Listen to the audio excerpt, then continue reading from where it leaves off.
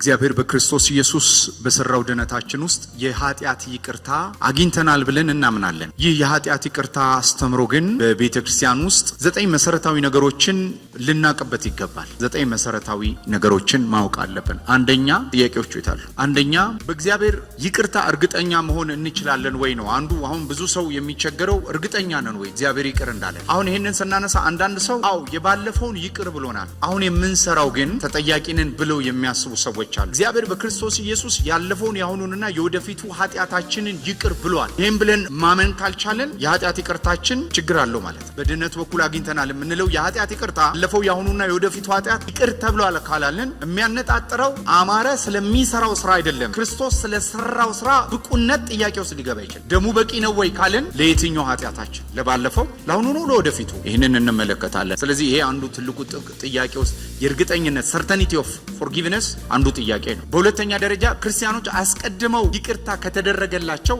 ለምን ዕለት ተዕለት ህይወታቸው ኃጢአታቸውን መናዘዝ ያስፈልጋቸዋል? ኃጢአት መናዘዝ አሁን ለምሳሌ አንዳንድ ጊዜ ፈጠን ብላችሁ መኪና ስትነዱ እንደነገርኳችሁ እኔ ትንሽ ፈጠን ብዬ እነዳ ነበረ፣ ተሻሽያለሁ እግዚአብሔር ይመስገን። እና መኪና ፈጠን ብላችሁ ስትነዱ ሰዎች እንደዚህ ይላሉ፣ ገሃነም ንስሐ ሳልገባ ሊገለኝ ነው ያሉ። ስለዚህ ንስሐ ካልገቡ ገሃነም ሊገቡ ይችላሉ ብለው ያምናሉ ማለት ነው። አንዳንድ ቅዱሳን ንስሐ ሳገቡ ብትሞቱስ? ድንገት በድንገተኛ አደጋ አንዳማኝ ቢሄድ የኃጢአት ይቅርታው ሰርተኒቲ ያለው ወይስ የኢየሱስ ክርስቶስ ደም ሲደመር የኛ ኑዛዜ ነው የኃጢአት ይቅርታን የሚያስገኘው? ይሄም የክርስቶስ ኢየሱስ ደም በሰው ኑዛዜ ላይ የተደገፈ የሚያስመስል ነገር አለው። ንስሐ ካስፈለገ ምንድነው ንስሐ? ኑዛዜ የምንለው እሱን ነው። ሶስተኛ ኃጢአታችንን እንዴት ነው መናዘዝ ያለብን? ለሌሎች ሰዎች ነው ወይስ ለእግዚአብሔር ብቻ ነው የምንናዘዘው? አንዳንድ ጊዜ የኃጢአት ኑዛዜ ለካህን ካልተናዘዝን ወይም ከኛ ይበልጣሉ ብለን ላሰብናቸው ሰዎች ካልተናዘዝን የኃጢአት ይቅርታ ላናገኝ እንችል ይሆናል ብሎ ሰው ያስብ ይሆናል። ለምን? እርስ በርሳችሁ የሚል ቃል አለ። ያዕቆብም ምናልባት አንድ ሰው ኃጢአት ሰርቶ ታሞ ከሆነ ለካህን ይናዘዝ የሚል ቃል አለ። እሱስ እንዴት ነው የሚታየው? ስለዚህ እነዚህ ሁሉ አሉ። ሁለተኛ የጌታችን የኢየሱስ ክርስቶስ የማቴዎስ ወንጌል የተራራው ስብከት ላይ አንዱ ካስተማረን ጸሎት ኃጢአታችንን ይቅር በለን፣ ኃጢአታችንን ይቅር እንደምንል የበደሉንን ይቅር እንደምንል ኮንዲሽናል ይመስላል። ሰዎችን ይቅር ስንል ነው የኃጢአት ይቅርታ ያለ ወይስ እግዚአብሔር በክርስቶስ ኃጢአታችን ይቅር ስላለ ነው ሰዎችን ይቅር የምንለው? ሁለቱም ጥቅሶች ስላሏቸው በሶስተኛ ደረጃ ይህን እናጠራለን። አራተኛ እግዚአብሔር ይቅርታን ለተቀበለ ሰው የሰጠው ይቅርታ መልሶ የሚነሳበት ጊዜ አለ። ለምን? ምክንያቱም አሁን ለምሳሌ ብዙ አይታችሁ አታውቁም? ምስክርነቶች፣ የኮሪያ ሰው ምስክርነት እንደገና በአማርኛ የተተረጎሙ ብዙ ፊልሞችና ዩቲዩብ ላይ የተጫኑ መለከታለሁ። ወንድሙን ይቅር ሳይል ሚስቱን ይቅር ሳይል፣ ሚስቱ ይቅር ሳትለው ባል ይቅር ሳይል፣ አባቱ ይቅር ሳይለው እናት ይቅር ሳይል ገሃነም የገቡ ሰዎች ከገሃነም ገብተው ያገኙት ምስክርነት ገሃነም የገቡበት ይቅር ባለማለት ነው የሚል ምስክርነት ሰምቻለሁ። ስለዚህ ምናልባት ይቅር ባለማለት የተመላለስኩባቸው ጊዜያቶች ድነቴን ሊያሳጡኝ ይችላሉ ወይ ነው? ይቅር ማለት መጽሐፍ ቅዱሳዊ ነው። ይቅር ማለት የአንድ አማኝ ግዴታ ነው። ግን ከድነታችን ጋር ነው የሚገናኘው ወይስ ከምን ጋር ነው የሚገናኘው? ይቅር አለ ማለት ምንድን ነው በህይወታችን የሚያመጣው? ከቅድስና አንጻር ነው መረዳት ያለብን ወይስ ከድነት አንጻር? ይሄም ሌላው ጥያቄ ነው። ሌላ ይህንን በምንማርበት ሰዓት ላይ የጎንዮሽ ይቅርታ ደግሞ ልናይ ይገባል። ይቅር ስለተባልን ይቅር ልንል ይገባል። ከሰዎች ጋር ያለን ይቅርታ በቅድመ ሁኔታ የታጠረ ነው ወይስ ቅድመ ሁኔታ የለው? ለምሳሌ ተመልከቱ። አንድ ሰው ሊያዝንባችሁ ይችላል ወይም ልታዝኑበት ይችላል። ይሄ ያዘናችሁበትን ሰው በጌታ ፊት ይቅር ትሉታላችሁ፣ ሰውየውንም ይቅር ልትሉት ትችላላችሁ። ይቅር ካላችሁት በኋላ ይሄ ቨርቲካል፣ ይሄ ከእግዚአብሔር ጋር ሳይሆን ከሰዎች ጋር ያለውን ግንኙነት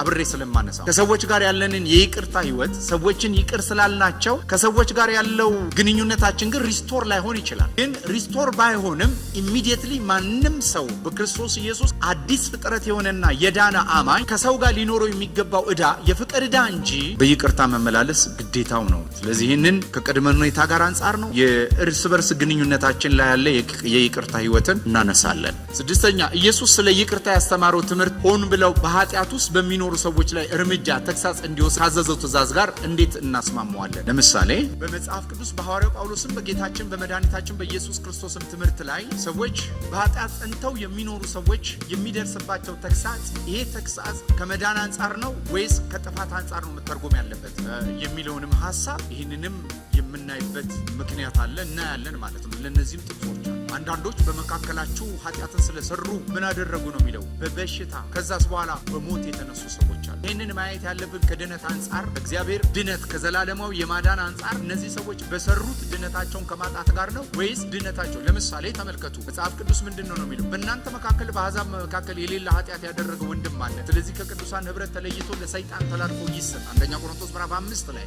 ለምን ይሰጥ አለ? ነፍሱ ትድን ዘንድ። ስለዚህ ቅጣት ከድነት አንጻር ነው መረዳት ያለብን ወይስ ከጥፋት አንጻር? እነዚህንም ልናይ ይገባል ማለት ነው። ስለዚህ እንዲህ ያለ ሰፋ ያሉ ዘርዘር ያሉ ነገሮችን ይቅርታ አንጻር ሚዛናዊ በሆነ መልኩ ቅድስናን ማዕከል አድርጎ ድነታችንን ማዕከል አድርጎ የወደፊት የሚጠበቀውን የክርስትና ህይወትንም በማከለ መልኩ እንዴት ልንረዳቸው ይገባል የሚለውን ሐሳብ በዚህ መልኩ ልንማር ይገባል ማለት ነው። በመጀመሪያ ይህንን ለመማር ይቅርታ ማለት ምን ማለት ነው? ወይም ደግሞ መጽሐፍ ቅዱሳዊ ይቅርታ እግዚአብሔር በክርስቶስ ኢየሱስ የሰጠን ይቅርታ በብሉይ ኪዳንና በአዲስ ኪዳን እንዴት ልንረዳው ይገባል? አፌሲስ የሚለው የግሪክ ቃል ብሉይ ኪዳንም ሰፋ ያሉ ቃላቶች አሉ። የቃላት ስርወ ቃላቶች ጥቅልል ትርጉም ግን ሁለት ነው። ይቅርታ ማለት አንደኛ በነፃ መለቀቅ፣ ሁለተኛ የዕዳ ስረዛ ነው።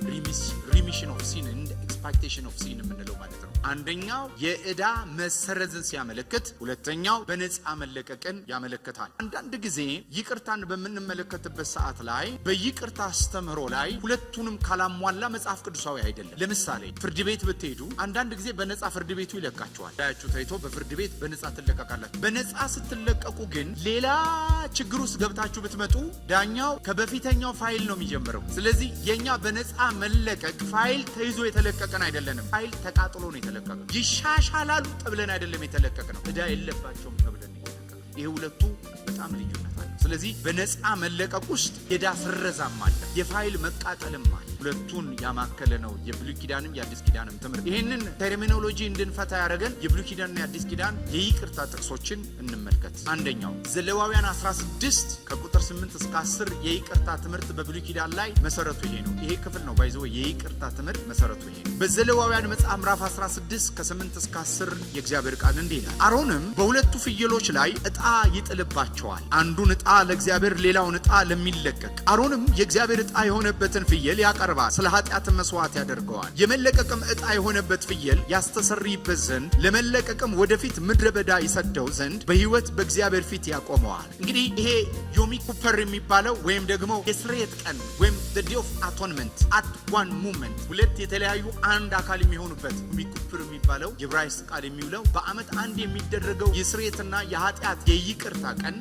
በካህኑ ፊት ሁለት ፍየሎች ይመጣሉ። አንደኛው ፍየል ላይ ሁለቱም ላይ ዕጣ ነው የሚያወጣባቸው። ዕጣ ይወጣባቸውና ሁለት ዕጣ ነው የሚወጣው። አንደኛው ለመስዋዕትነት ይሆናል። ዕጣ የወጣበት ይታረዳል፣ ደሙ ለስርየት ይፈሳል። አንደኛው ግን ካህኑ እጁን ይጭንበትና የሕዝቡን ሁሉ ኃጢአት ይናዘዝበትና አዛዜል የምንለው የሜዳ ፍየል ከሕዝቡ መካከል የሕዝቡን ኃጢአት ይዞ ሕዝቡ በማይገኝበትና ሕዝቡ በማይኖርበት ስፍራ ላይ ወደ ሩቅ ቦታ ወደ ምድረ በዳ ይሰደዳል። ስለዚህ ሁለት ፍየል አንደኛው ይታረድና ለመስዋዕትነት የኃጢአትና የበደል መስዋዕት ሆኖ ይቀርባል። አንደኛው ፍየል ደግሞ ለምን ይቀርባል አልኳቸው? ካህኑ እጁን ጭኖ የሕዝቡን ሁሉ ኃጢአት ከተናገረበት በኋላ ከሕዝቡ መካከል ይወጣል። አዛዜል የሚባለው ፍየል እሱ ነው። ከሕዝብ መካከል የወጣ ወደ ምድረ በዳ የተላከ ፍየል ይሆናል። ሁለቱ ነው እንግዲህ የኃጢአት ይቅርታ። አንደኛው ምንን ነው የሚያመለክተው? የዕዳ ስረዛ፣ ደም ሳይፈስ ስርየት የለም አይደለም የሚለው። አንደኛው ለዕዳ የታረደ ነው። አንደኛው ግን ከህሊና አንጻር ኃጢአታችሁን በሙሉ ይሄው ተናዘዝኩ፣ ይሄው ኃጢአታችሁን በደላችሁን ተሸክሞ የእናንተን ጊልቲ የእናንተን ኃጢአት ተሸክሞ ፍየሉ ሄዷል። ስለዚህ ፍየሉ ሲሄድ ሲመለከት ከህሊና ሰው ነፃ ይወጣል። በዕዳ ደግሞ ከሚጠየቅበት ከእግዚአብሔር ደም ሳይፈስ ስርየት የለም ካለው ከእግዚአብሔር ደግሞ በታረደው ደም መፍሰስ የኃጢአት ስርየት ነው። ስለዚህ በሚታረደው የኃጢአትና የበደልን ማሰረዣ ሲሆን አንደኛው ከህሊና አንጻር ነው፣ አንደኛው ደግሞ ከእግዚአብሔር ፊት አንጻር። በደል በእግዚአብሔር ፊት የፈሰሰው ደም፣ በህሊና ደግሞ ከመካከል ወጥቶ በሚሄደው ፍየል የሚያዩ ሰዎች ህሊናቸው ነፃ ይሆናል። ለምን? በደላቸውንና ኃጢአታቸውን ተሸክሞ ከሰፈር መካከል ወጣ ማለት ነው ያ ፍየል። ስለዚህ ይሄ በእነዚህ ሁለቱ በኩል ነው እንግዲህ የኃጢአት ይቅርታ የሚደረገው፣ አንድም በእግዚአብሔር ፊት፣ ሁለተኛም ከህሊና አንጻር ማለት ነው ባጭር አማርኛ። አንዳንድ ጊዜ ሰዎች በደልን በሚበድሉበት ሰዓት ላይ ያ የበደሉት አካል እንኳን ይቅር ቢላቸው ህሊናቸው ይቅር አይልም። ለምን? ህሊናቸው እስካልተጠበሰ ድረስ፣ ህሊና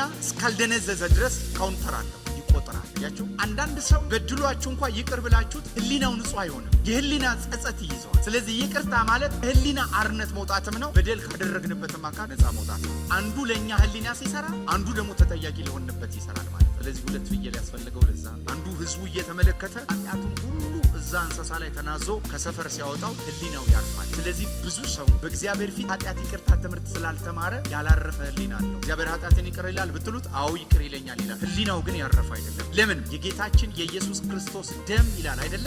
ከሞተ ስራ ህሊናን ነፃ ያወጣል የሚለው የዕብራውያን 9 ይህ ነው ሐሳቡ። ስለዚህ አንዱ ከህሊና አንጻር ከሰፈር መካከል የሚወጣው ከዛ አንጻር የሚታሰብ ነው። አንዱ ደግሞ በእግዚአብሔር ፊት ስላለን የሚደረግ ነው። ስለዚህ አንዱ ሳቲስፋክሽን ከእግዚአብሔር አንጻር ሳቲስፋይድ የሚያደርግ ደም ነው፣ የምትክ ደም ነው። አንደኛው ደግሞ ኖ ሪማይንደር ኦፍ ሲን የኃጢአት መታሰቢያ እንዳይኖር ከሰዎች ህሊና ላይ የህሊና መንጻትን ያደርጋል። በእርግጥ የብሉይ ኪዳኑ ሪማይንደር ኦፍ ሲን ከውጭ በሚደረገው መልክ ስለሆነ ሰዎች ህሊናቸው ሁልጊዜ የኃጢአት ቀጠሮ አለው፣ ሁሌ በየዓመቱ የሚያደርጉት ለዚህ ነው ይላል። በኋላ ላይ የዕብራውያን ጥቅስ እንጠቅሳለን። ግን ከቃል ብቻ አንጻር ሁለት ፍየል ያስፈልገው ለዚህ በጥላነት የሚያመለክተው የጌታችን የኢየሱስ ክርስቶስ ደም ከኃጢአት ሁሉ ያነጻል፣ ህሊናንም ደግሞ በሰላም ያሳርፋል። አስተምሮ ይሄ ብሉይ ኪዳን ሐሳብ ሲሆን የአዲስ ኪዳንም እንደዛው ተመሳሳይ ሐሳብ አለ። ባለፈው እንደነገርኳችሁ የጌታችን የኢየሱስ ክርስቶስ የማዳን ሥራ ከሁለት መልኩ ነው ማየት ያለብን፣ አንድም ከመስቀል ሁለተኛም ከህይወት አንጻር።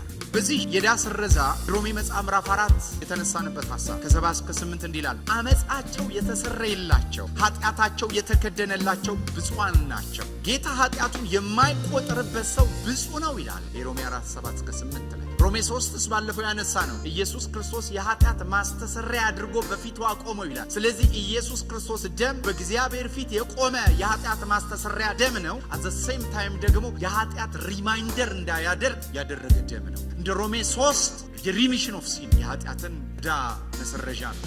እንደ ሮሜ መጽሐፍ ምዕራፍ 4 ደግሞ ሪማይንደር ኦፍ ሲን ወይም የኃጢአት ማስታወሻ እንዳይኖር የህሊና መጠበስ እንዳይኖር የሚያደርግ ነው። ለዚህ ነው የሮሜ ጸሐፊ በምዕራፍ 8 ከ1 እስከ 2 እንግዲህ በክርስቶስ ኢየሱስ ላሉ ምን የለባቸውም ኩነኔ የለም። ጊልቲነስ የኃጢአተኝነትና የኩነኔ መንፈስ ይዘን እንዳንመላለስ ኃጢአት ይቅርታ የኢየሱስ ክርስቶስን ደም አጥልቀን ማወቅ ያስፈልጋል። በደንብ ስሙ። ዓለም ላይ ያለ ሃይማኖት በሙሉ መሰረቱን ያደረገው ጊልቲነስ ላይ ነው፣ ኩነኔ ላይ ነው። ሰዎች እንደማይበቁ፣ ሰዎች ኃጢአተኛ እንደሆኑ፣ ሰዎች በደለኛ እንደሆኑ፣ ሰዎች በእግዚአብሔር ፊት መቆም እንደማይችሉ በማሸማቀቅ ማቅረብ የሚፈልገው የኢየሱስ ክርስቶስ ደግሞ በመፍታት ነው ሊያቀርበን የሚፈልገው። በህይወታችን ውስጥ ጊልቲነስ የምንለው ወይም ኩነኔ የምንለው የኃጢአት ስር እሱ ውስጥ ነው ያለው። በደንብ ስሙ። ሰዎች በተደጋጋሚ ኃጢአት ውስጥ እንዲወድቁ የሚያደርገው ልማዳዊ ኃጢአት ውስጥ እንዲወድቁ የሚያደርገው የህይወት አለመብቃት፣ በህይወት መሸነፍ ብቻ አይደለም። በህይወት ውስጥ በአዙሪት የተያዘ ህሊና አለ። በድግግሞሽ የሽንፈት የበደለኝነትና የኃጢአተኝነት ስሜት ውስጥ የታነቀ አዙሪት ውስጥ ሰዎች እንዲኖሩ የሚያደርግ ህሊና ላይ የተቀመጠ ኃጢአት ወይም የበደለኝነት ስሜት። ብሉይ ኪዳንም አዲስ ኪዳንም ስንመለከት ይህንን ይናገራል። እርግጥ ሰዎች በድካም እንዲመላለሱ የሚያደርጉ ብዙ ነገሮች ሊኖሩ ይችላሉ። አንዱና ዋነኛው ግን ጸጸት፣ የበደለኝነት ስሜት። ለዚህ ነው ሰዎች ኃጢአት ውስጥ እንዲደበቁ የሚያደርገው የሚጮህ ህሊና ስላላቸው ነው። ህሊናቸው ስላላረፈ ነው። የበደለኝነትና የኃጢአተኝነት ስሜት ስላለ ራሳቸውን በሚጎዳ ራሳቸውን በሚያጠፋ የኃጢአተኝነትና የበደለኝነት ስሜት ውስጥ ይኖራሉ። ይሄንን ሰው ማረፍ የሚችለው በኢየሱስ ደም ብቻ ነው። አቅም አለው ነው የሚለን የዕብራውያን ጸሐፊ በምዕራፍ 8 ላይ የኢየሱስ ደም ህሊናን ማሳረፍ አቅም አለው። እግዚአብሔር ይቅር ብሎሃል፣ ህሊና ማረፍ ይችላል። ይህንን የሚሰራ የኢየሱስ ደም ብቻ ነው። ስለዚህ የኃጢአት ይቅርታ እንዴት ይገኛል ካላችሁ በኢየሱስ ደም ብቻ ነው። የዕብራውያን ጸሐፊ በምዕራፍ 9 ቁጥር 22 ላይ እንደ ህጉ ከጥቂቶች በቀር ነገር ሁሉ በደም ይነጻል፣ ደም ሳይፈስ ስርየት የለም ይላል። እርግጥ የተወሰነ የኢፍ ዱቄትን ይዘው እንዲመጡ የሚያዝ የሙሴ ህግ ቢኖርም በአብዛኛው ግን የሚናገረው እንደ ህጉ ደም ሳይፈስ ስርየት የለም። ስለዚህ እኔና እናንተ የምናምነው የኃጢአት ስርየት ብለድ ቤዝድ ነው፣ ደምን ማዕከል ያደረገ ነው። ባንክ ዕዳ ያለባችሁ ሰዎች ወይም ደግሞ ከባንክ ጋር ገንዘብ ወስዳችሁ ስራ የምትሰሩ ሰዎች ካላችሁ ወይም ቤት በሞርጌጅ የወሰዳችሁ ሰዎች ካላችሁ ገንዘብ ወስዳችሁ ባንክ ሄዳችሁ የምከፍለው ገንዘብ የለኝም ዛሬ ሙሉ ቀን ልስራ ብትሉት ዕዳችሁ ይቀንሳል? በሰራችሁት አይደለም። ገንዘብ እስከሰጣቸው የሚፈልገው ከረንሲ ገንዘብ ነው። ኃጢአት ኮስት ያደረገው ህይወታችንን ነው። ኃጢአት የሚፈልገው ዲማንድ ያደረገው ሞታችንን ነው። ያንን ሞት በምትክነት ኢየሱስ ክርስቶስ ነው ይሞታል። አሁን ሰዎች በፔናል ሰብስቲቱሽን ወይም በምትክነት ሞት የማያምኑ ሰዎች እግዚአብሔር ይህንን እንዳልሰራ የሚያምኑ ሰዎች ብቅ ያሉበት ጊዜ ነው። ግን እኔ ልንገራችሁ፣ ህሊናችሁ እንዲያርፍ ከፈለገ እግዚአብሔር በምትክነት ስለኔና ስለናንተ ኃጢአት ኢየሱስ ክርስቶስ ደም እግዚአብሔር ተቀብሎታል። ደሙን ይዞ በእጅ ወዳልተሰራችሁ ወደ እውነተኛይቷ ድንኳን ኢየሱስ ዘልቋል። እግዚአብሔር የተቀበለው ደም አለ። ስለዚህ 2008 ላይ በዓለም ላይ የግሎባል ዲቫሉዌሽን አጋጥሞ ነበር። ገንዘብ ሰዎች ሰርተው መመለስ የማይችሉበት ጊዜ አጋጥሟቸው ነበር። በዛ ሰዓት ላይ ሰዎች ቤቶቻቸውን የሰሩትን ሞርጌጅ ስራ ስለሌላቸው ቤት መክፈል ያቃታቸው ጊዜ ነበር። ባንክ ግን ስራ የላቸውም ብሏል ማለት ነው። ቤታቸውን የወረሰው ኃጢአት ኮስት ያደረገን ነግሬያቸዋለሁ ባለፈው። ለኃጢአት ያለን ቫልዩ ዝቅ ካለ የኢየሱስ ደምም ቫልዩአችን ዝቅ ያለ ነው። ኃጢአት ኮስት ያደረገው ህይወታችንን። ደም ሳይፈስ ስርየት የለም፣ ህይወት ያለው ደም ውስጥ። ስለዚህ ደም ነው የተጠየቀው። ስለዚህ እግዚአብሔር የልጁን የኢየሱስ ክርስቶስ ደም በምትክነት ስለኛ ተቀብሏል። አምላካችን ደም የሚቀበል አምላክ አይደለም። አምላካችን ደም የሚጠጣ አምላክ አይደለም። እኛ እንደሱ እያለን አይደለም። ኃጢአትን በተመለከተ ኮስት ያደረገን ደም ነው። አሁን ብዙ ሰዎች ይላሉ እግዚአብሔር የሚቆጣ አምላክ እንዳልሆነ፣ የጀስትስ አምላክ እንዳልሆነ ላብሬት ለማድረግ የሚሞክሩ ሰዎች አሉ። አጭር አማርኛ ልንገራችሁ፣ ኃጢአትን አትስሩ፣ መንፈስ ቅዱስን እንዳታዘዙ። ኃጢአት የጎዳው ሰውን ነው። የእግዚአብሔር ጀስትስስ የእግዚአብሔርን ፍትህስ አፌክት አላደረግም። እግዚአብሔር በማንም አፌክት አይደረግም። መንፈስ ቅዱስ ታዲያ ለምንድን ነው የሚያዝነው? አፌክት መደረግ አይደለም ማዘን እና እግዚአብሔር ደስተኛ ነው። የእግዚአብሔርን ፐርፐዝ የእግዚአብሔርን አልቲሜት ኢንቴንሽን አልጎዳም። ኃጢአት ጎድቶታል። ዋን ሳይድድ መሆን የለም። ጀስትስ እግዚአብሔር ጋር ፍትህ። ምክንያቱም እግዚአብሔር ነው የተናገረው። ኃጢአትን በተመለከተ ከረንሲው ደም ነው ብሏል። አጭር አማርኛ ደም ሳይፈስ ስርየት የለም ያለው ማን ነው? እግዚአብሔር ነው። እዚህ ይህንን ኃጢአት ለማስወገድ የሚያስፈልገው ከረንሲው ብለድ ነው ብሏል እግዚአብሔር። እዚህ ነው የሮሜ ጸሐፊ በምዕራፍ 3 ቁጥር 25 ቅድም የነገርኳችሁ እርሱ እግዚአብሔር በእምነት የሚገኝ በደሙ የሆነ ማስተሰሪያ አድርጎ አቆመው። ይህም በፊት የተደረገውን ኃጢአት በእግዚአብሔር ችሎታ ስለመተው ጽድቁን ያሳይ ዘንድ ነው። ኃጢአት የተተወበት የእግዚአብሔር ችሎታ የኢየሱስ ደም ይባላል። ይህም ደግሞ በእምነት እንጂ በስራ የምንቀበለው አይደለም። የኢየሱስን ደም የሚተካ የሰው ስራ የለም። በዓለም ላይ ያሉ ሃይማኖቶች በሙሉ በእግዚአብሔር ፊት ያለን ተጠያቂነትና በደለኝነትን ለማስወገድ ደምን ማዕከል ያደረጉ ሳይሆን ስራን ማዕከል ያደረጉ ናቸው። አያችሁ፣ የበደላችሁትን ያህል መሳሳይ በጎ ስራ በመስራት የዕዳ ቅነሳ ማድረግ፣ በምድር ላይ ያላችሁን ኃጢአት ሊቀንስ የሚችል በጎ ስራ፣ ይህንን ሰው ሲሰብክ ትሰማላችሁ። ኢቭን በክርስትናው ሴክቶች ላይ ይሰበካል። በመልካም ስራ ማጣፋት፣ ኃጢአትን በመልካም ስራ ማጣፋት። በእኔ መልካም ስራ የሚጣፋ ኃጢአት ቢኖር ኖሮ ኢየሱስ በከንቱ ነው የሞተው። እኔ ላስወግደው የማልችል ኃጢአት እኩያ አይደለም። ኃጢአትን እግዚአብሔር ጀመረ የሚለው አማረ ሲሰራ አይደለም። ዳዊት እንደተናገረ እናቴ በኃጢአት ጸነሰች። ይሄድና አዳም ጋር ነው የሚሰፋው። እኛ በሌለንበት ያለ ኃጢአት እንደው በህይወታችን ንጹህ ሆነን እንኳን ብናል ተጠያቂነታችን ከግብር አንጻር ብቻ አይደለም፣ ከውልደትም ነው ችግራችን። ስለዚህ ተወልደን የምናስተካክለው ሳይሆን ባወላለዳችን ያለ ችግር ባኗኗራችን ሊስተካከል አይችልም። በዳግም ውልደታችን ነው የሚስተካከል። ያወላለድ ችግር ባወላለድ ነው የሚፈታ። ስለዚህ በስራ እንድናለን ወይም በስራ የኃጢአት ይቅርታ እናገኛለን የሚሉ ሰዎች ህሊናቸው አያርፍ። ለምንድን ነው ህሊናቸው የማያርፈው? በሰሩት ስራ ሁልጊዜ ህሊናቸው ኃጢአተኝነትንና በደለኝነት፣ አንተ መልካም ስራ ብትሰራ እኮ ይሄ ድካም ነው፣ ይሄ በደል ነው፣ ይሄ ነው እያለ ነው የሚነግራቸው። ሉተር አንድ ጊዜ ሲናገር ሰይጣን አንድ ጊዜ ወረቀት ይዞ የሰራዋቸውን ሁሉ ነገር ነገረኝ አለ። ሁሉን ከጻፉ በኋላ ለነዚህ ሁሉ አንድ ደም ፈሷል። አንድ ደም፣ የኢየሱስ ክርስቶስ ደም። ስለዚህ በስራ ማረፍ ለመሞከር ስንጀምር፣ በስራ የኃጢአት ይቅርታ ለማግኘት ስንሞክር ስራችን ፐርፌክት አይደለም። ዛሬ ሊሳካ ነገ ላይ